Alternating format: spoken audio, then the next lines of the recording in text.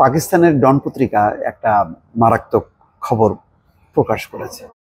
সেটা হচ্ছে যে ভারতের যে 6টা যুদ্ধ বিমান ভূপাতিত হয়েছে বলে পাকিস্তান দাবি করছে। এখন পাকিস্তান বলছে যে এটা যে কতখানি সত্য তার ভিডিও আছে, তাদের কাছে ভিডিও আছে। নিশ্চয়ই মানে যুদ্ধ বিমানগুলোর সাথে সেই ধরনের স্বয়ংক্রিয় ক্যামেরা থাকে, যে ক্যামেরা দিয়ে তারা কোথায় যাচ্ছে সেই ছবিগুলি হয়তো তুলছে এবং সেই ভূপাতিত হওয়ার ছবিও আছে। এটা পাকিস্তানের স্বরাষ্ট্রমন্ত্রী এটা দাবি করছে। এবং আমি ভাবছি যে এই ভিডিও যদি পাকিস্তান সত্যি সত্যি প্রকাশ করে তাদের গণমাধ্যমগুলো বা আন্তর্জাতিক গণমাধ্যমগুলোতে, তাহলে কিন্তু ভারতের আর লজ্জার শেষ থাকবে না। ভারত এই বিষয়ে বরাবর দেখবেন যে এই যুদ্ধ বিমানের ক্ষয়ক্ষতি নিয়ে তারা কিন্তু বা কয়টা পড়লো, কয়টা হয়েছে, এটা নিয়ে খুব মানে বেশি কথা বলে না, চুপচাপ থাকে। কারণ 3টা রাফাল যুদ্ধ বিমান, এটা হলো ফ্রান্সের তৈরি সর্বাধুনিক না, অত্যন্ত ব্যয়বহুল রাফাল যুদ্ধ বিমান। সেইটা C-30 সম্ভবত চীনের C-30 যুদ্ধ বিমান দিয়ে সেটা পরাস্ত করার পর রাশিয়ার ব্যবসা শেষ। মাফ করবেন, ফ্রান্সের ওই যে রাফাল যুদ্ধ বিমান তৈরি যে কোম্পানি, সেই কোম্পানির শেয়ার ঠাস করে নেমে গেছে, আর চীনের ওই কোম্পানির শেয়ার বাজার উপরে উঠে গেছে। এর কারণ হলো যে ওই রাফাল যুদ্ধ বিমানের যে ভূপাতিত হয়েছে এটা নিশ্চিত। কিন্তু এখনো পর্যন্ত দেখেন ভারত কতখানি লজ্জার মধ্যে পড়ছে যে তারা অফিসিয়ালি স্বীকারই করে না যে তাদের এই যুদ্ধ বিমান ভূপাতিত হয়েছে। এখন ভারতের সঙ্গে গত মে মাসে সংঘাতের সময় দেশটির কয়েকটি যুদ্ধ বিমান ভূপাতিত করার দাবি করেছিল পাকিস্তান। এখন পাকিস্তানের স্বরাষ্ট্রমন্ত্রী সৈয়দ মহসিন রাজা নাকভি দাবি করেছেন তাদের হাতে 6টি ভারতীয় যুদ্ধ বিমান ভূপাতিত করার ভিডিও ফুটেজ রয়েছে। গত 22 এপ্রিল ভারত নিয়ন্ত্রিত কাশ্মীরে পেহেলগামে সশস্ত্র গোষ্ঠীর হামলায় 25 জন পর্যটক এবং 1 জন ঘোড়াচালক নিহত হয়। ওই ঘটনাকে কেন্দ্র করে ভারত পাকিস্তান সম্পর্ক চরম উত্তেজনার মধ্যে পড়ে এবং শেষ পর্যন্ত সেটা যুদ্ধে রূপ নেয়। সে সময় নয়াদিল্লি অভিযোগ করে পেহেলগাম হামলার সঙ্গে ইসলামাবাদের যোগসূত্র আছে। ইসলামাবাদ দৃঢ়ভাবে এই অভিযোগ অস্বীকার করে আসছে। পেহেলগামে হামলার পর মে মাসের শুরুতে দুই প্রতিবেশী দেশ আকাশ যুদ্ধে জড়ায়। 4 দিন ধরে চলে ওই যুদ্ধ। পাকিস্তান সে সময় বলেছিল যুদ্ধে তারা 6টি ভারতীয় যুদ্ধ বিমান ভূপাতিত করেছে, যার মধ্যে ফ্রান্সের তৈরি রাফাল যুদ্ধ বিমানও আছে।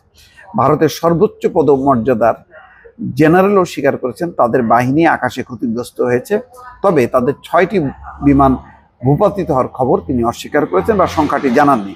রোববার লাহোরে এক সেমিনারে নাকভি বলেন ভারতের সঙ্গে যুদ্ধ ঘিরে কয়েকটি ঘটনায় তিনি যুক্ত ছিলেন এবং বেশ কিছু গুরুত্বপূর্ণ তথ্য তিনি জানতে পেরেছেন।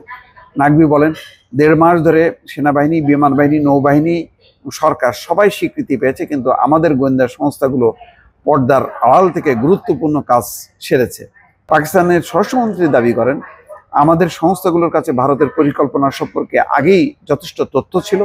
আমরা জানতাম তারা কি পরিকল্পনা করেছে এবং কোন উড়োজাহাজ ব্যবহার করতে চলেছে।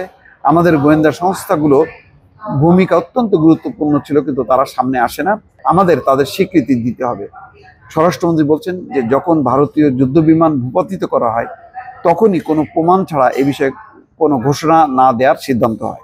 এই বিষয়ে ব্যাখ্যা দিয়ে নাকভি আরও বলছেন আমাদের কাছে রাডারের তথ্য আছে, কিন্তু আমাদের ময়দান থেকে পাওয়া প্রমাণের দরকার ছিল।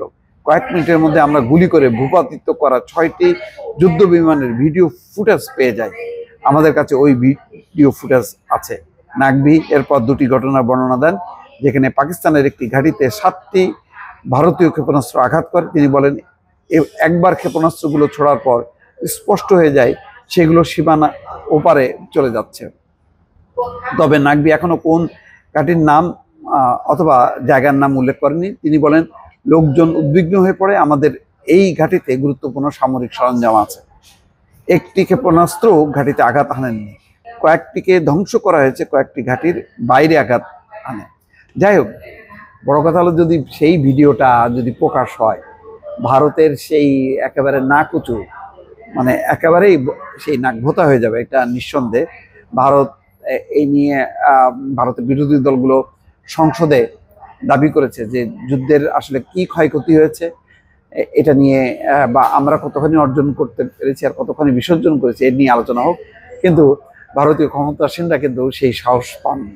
এই আলোচনাগুলি কিন্তু এখনো থেমে যায়নি ভারতে এবং পাকিস্তানে। তার মধ্যেই পাকিস্তানের স্বরাষ্ট্রমন্ত্রী এরকম একটা চাঞ্চল্যকর তথ্য দিলেন যে ভারতের যে যুদ্ধ বিমানগুলো ভূপাতিত হয়েছে তার ভিডিও ফুটেজ তাদের কাছে আছে। ফলে এখন নিশ্চয়ই ভারত চিন্তার মধ্যে থাকবে, অথবা এই নিয়ে আর কোনো বাতচিত করবে না। কারণ বাতচিত করলে যদিও ওই ফুটেজ তারা আপ করে দেয়, তাহলে সামনে নির্বাচন, সেখানে নরেন্দ্র মোদীর অবস্থা আরো খারাপ হবে। দর্শক ভালো থাকবেন, আল্লাহ হাফিজ।